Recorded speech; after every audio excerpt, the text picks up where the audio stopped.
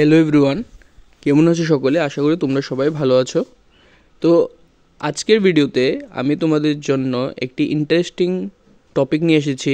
কালকে তোমরা দেখেছিলে যে কালকের ভিডিওতে আমি তোমাদের সঙ্গে শেয়ার করেছিলাম বিভিন্ন প্যারামেডিক্যাল কোর্সেস এবং বি ফার্মের ডি ফার্মের ক্ষেত্রে যে তোমাদের প্রিভিয়াস ইয়ারে 2023 সালে যে তোমাদের চয়েস ফিলিং যে সিট অ্যালটমেন্টের পর ফার্স্ট রাউন্ডে সিট অ্যালটমেন্টের পর তোমরা যে সেকেন্ড রাউন্ডে নোটিফিকেশন এসেছিল সেখানে কতটা সিট ভ্যাকেন্সি ছিল সেটা নিয়ে আমি কালকের ভিডিওতে তোমাদের সঙ্গে বিস্তারে আলোচনা করেছিলাম।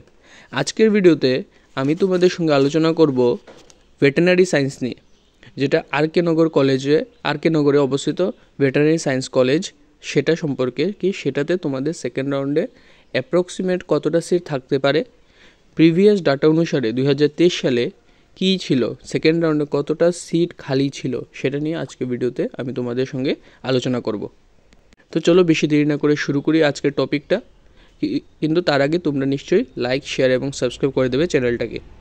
আমি তোমাদের জন্য প্রতিনিয়ত ইম্পর্টেন্ট আপডেটেড ভিডিও নিয়ে আসার চেষ্টা করব। তোমাদের যদি কোনো কোয়েরি থেকে থাকে তাহলে নিশ্চয়ই কমেন্ট সেকশনে বলে দেবে কি কোন বিষয়ে তোমাদের ভিডিও দরকার, আমি সেটা বানানোর চেষ্টা করব। তো চলো আজকে টপিকটা নিয়ে আলোচনা করি। এখানে তোমরা এই নোটিফিকেশনের মধ্যে 2023 সালে যেটা এসেছিল পিসিবি গ্রুপের স্টুডেন্টদের জন্য, যারা 2023-24 তোমরা ত্রিপুরা জয়েন্ট টেস্ট দিয়েছিলে তাদের ক্ষেত্রে 2023 সালের সেকেন্ড রাউন্ডের সেটা নোটিফিকেশন, সেটাতে তোমরা দেখতে পারবে যে number of vacant seat for veterinary সায়েন্সের আর.কে. নগরের জন্য ছিল 31টা সিট, যেটা খুবই হিউজ। ঠিক আছে, জেনারেলদের জন্য 16টা সিট ভ্যাকেন্ট ছিল, এসটিদের জন্য 10টা, এসসিদের জন্য 5টা সিট ভ্যাকেন্ট ছিল। এটা দেখো এখানে লেখা আছে পিসিবি গ্রুপের মেধার ভিত্তিতে তালিকাভুক্ত ছাত্রছাত্রীদের অফলাইন কাউন্সেলিং দ্বিতীয় পর্বে নিম্নলিখিত আসনগুলি বন্টন করা হবে।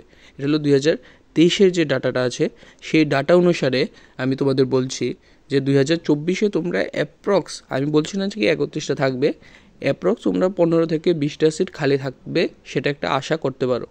তাহলে নিশ্চয়ই এটা তোমাদের জন্য খুব একটা ভালো সুযোগ থাকবে। যারা প্রথম রাউন্ডে ভেটেরিনারি পাওনি তারা সেকেন্ড রাউন্ডে পেতে পারো, কিন্তু বেশি আশা রাখবে না।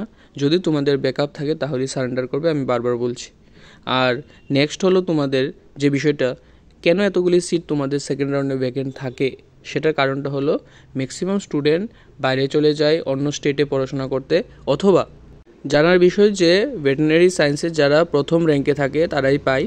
তাহলে এটা একটা স্বাভাবিক বিষয় কি তাদের মধ্যে নিটে পাওয়ার চান্সেসও অনেক হাই থাকে মেডিকেলে, এমবিবিএসে। তাহলে তখন তারা মেডিকেল, এমবিবিএস অথবা বিডিএস পেয়ে তারা সিটটাকে ভ্যাকেন্ট করে আবার চলে যায়। সেই কারণে তোমাদের সেকেন্ড রাউন্ডের মধ্যে ভেটেরিনারি সায়েন্সে অনেকগুলি সিট খালি থাকে। কিন্তু সেটা মনে রাখবে, সেটা কিন্তু তোমাদের সেকেন্ড রাউন্ডের ভেটেরিনারি সায়েন্সের কাউন্সিলিংটা আসতে অনেকটা টাইম লাগবে।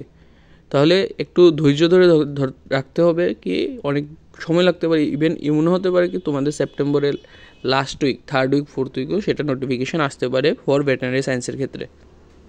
আশা করি তোমাদের এই ভিডিওটা ইম্পর্টেন্ট লেগেছে, তাহলে প্লিজ লাইক, শেয়ার এবং সাবস্ক্রাইব।